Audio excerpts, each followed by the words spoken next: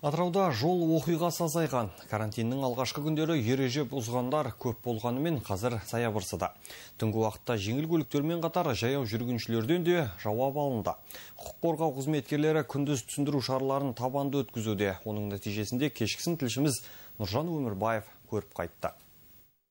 Қадірлі көрермен, қаладағы шектеулерге байланысты сол заң талаптары шектеулер қаншалықты сақталып жатыр деген мақсатта құқық қорғау органдар қызметкерлерімен бірге рейдке шыққан болатынбыз.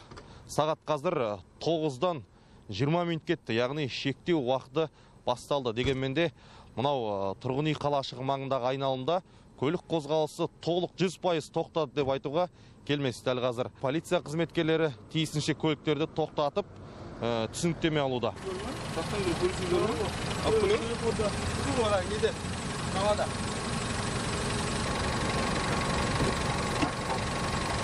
Өздеріңіз көріп тұрғандай, айналасы 10 минут түсірілімнің өзінде тұрғын үй қалашығы маңайындағы мынау жол айналымы бейне автотұраққа айналып кеткендей. Өйткені полиция қызметкерлері осынау азғантай уақыттың ішінде 10-дан астам көліктерді тоқтатып үлгерді.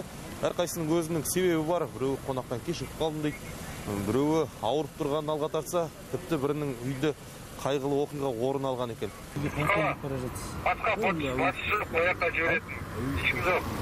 Сіз дейтін 21:00-ге дейін үйіңізде болу керексіз. Сағат 20. Жоқ, сағат 21:00. Не жағдай болды? Қандай жағдай болды? Кешіп болды, қандай болды? Жоқ, не себеп болған? Не себеп болғанда тұрып қалды, қандай просто тек тұрып қалсаңыз, онда болмайды. Қазіргі Атырау қаласы аумағында біздер төтенше жағдайға байланысты рейдтік іс-шара жүргізіліп жатыр. Соған байланысты қазір автокөліктер тоқтатылып, учаскелік полиция бөлімшесіне апарып, әкімшілік хаттамаларын толтырып, қазір уақытта сондай жұмыстарымызды атқарып жатырық. Карантиндік талапқа сай шектеулерді бұзған автокөлік жүргізушілерін дәл қазір Балықшы шағын ауданындағы нөмір 7 полиция пунктіне алып келді. Бұнда сәйкесінше хаттамалар толтырып, жүргізушілерге ескертулер және түсіндіру шаралары жүргізілетін болады.